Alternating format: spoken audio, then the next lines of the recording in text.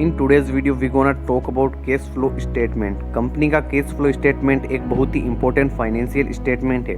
इससे पता चलता है कि कंपनी कितना कैश कमा रही है। क्या ये statement profit and loss statement में नहीं शो होता?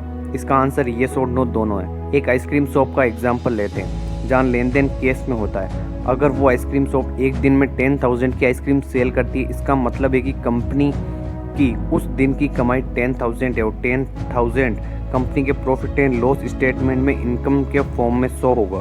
अब एक और एग्जांपल लेते हैं। एक्सेप्ट डेट की एक शॉप जो ओनली एक ही टाइप के रेफ्रिजरेटर सेल करती है, जिसके एक रेफ्रिजरेटर की प्राइस है 30,000। एक दिन इस शॉप से 30 रेफ्रिजरेटर सेल हुए, यानी कि टोटल 9 लाख की अर्निंग हुई। लेकिन इसमें से 10 रेफ्रिजरेटर क्रेडिट पर सेल हुए। तो क्या हुआ? क्रेडिट पर सेल का मतलब है कस्टमर प्रोडक्ट ले जाता है, लेकिन इसका पेमेंट EMI से देता है। तो केस में sale 30,000 multiply by 20 is equal to 6 lakh और क्रेडिट पर sale 30,000 multiply by 10 is equal to 3 lakh. Total sale 9 lakh. इस शॉप के प्रॉफिट एंड लॉस स्टेटमेंट में आपको टोटल अर्निंग 9 लाख शो होगी, जो कि दिखने में अच्छी लगेगी। लेकिन इन 9 लाख में से कितने रुपए कंपनी के बैंक अकाउंट में कैश होंगे, ये क्लियरली पता नहीं चल पाएगा।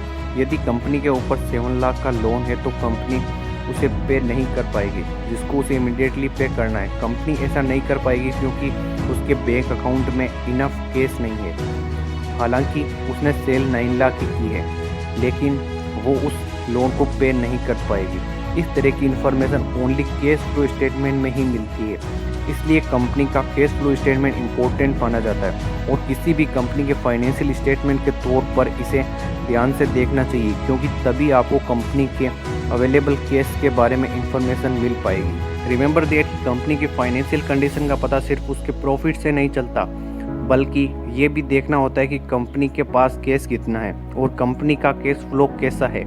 ये कंपनी के फाइनेंशियल कंडीशन जानने का ज़्यादा अच्छा तरीका है। फिर हम बात करते हैं एक्टिविटीज़।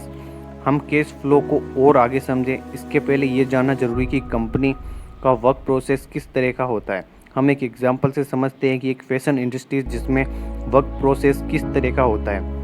कस्टमर्स को अट्रैक्ट करने के लिए एडवर्टाइजिंग करना, इंडस्ट्री को सर्विस देने के लिए एम्प्लॉयज़ को जॉब पर रखना, कंपनी के इंटीरियर और इंफ्रास्ट्रक्चर पर टाइम पर वर्क करना, बैंक से इस काम के लिए शॉर्ट टर्म के लिए लोन लेना, न्यू इनोवेशन लाने की कोशिश में लगी कुछ नई स्टार्टअप कंपनीज में पैसा लगाना, बाकी बचे हुए पैसों को फिक्स डिपॉजिट में रखना, किसी दूसरे पैलेस पर बिल्डिंग में पैसे लगाना जिससे वहां पर कोई और ब्रांच ओपन की जा सके, और फैशन के नए ट्रेंड के अकॉर्डिंग क्लॉथ बनवाने में इन्वेस्ट करना। आप देख सकते हैं कि ये सब उसके बिजनेस से जुड़ा हुआ वर्क है, लेकिन ये काफ़ी डिफरेंट वेज में चलता है। हम इनको 3 पार्ट में कैटेगराइज कर सकते हैं।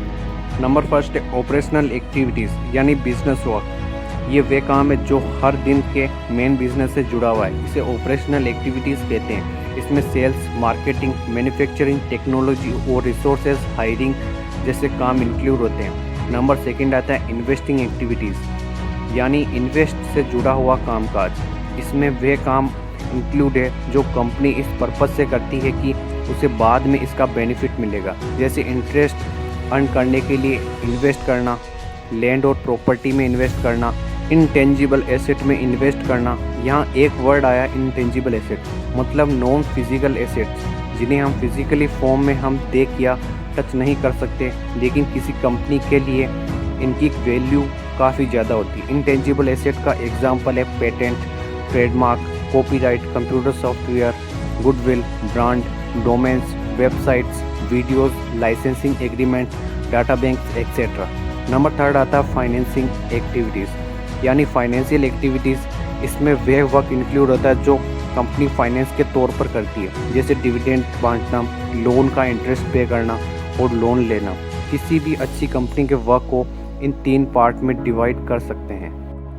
इस तरह से अब कंपनी का कैश फ्लो इस तरह से जोड़ा जाता है। ऑपरेटिंग एक्टिविटी का net cash flow plus investing activity का net cash flow plus financing activity का नेट कैश फ्लो। किसी भी बैलेंस शीट में ये इम्पोर्टेंट होता है कि कंपनी के पास कैश इक्विवेलेंट कितना है। इससे ये पता चलता है कि कंपनी के बैंक अकाउंट में कितना पैसा है।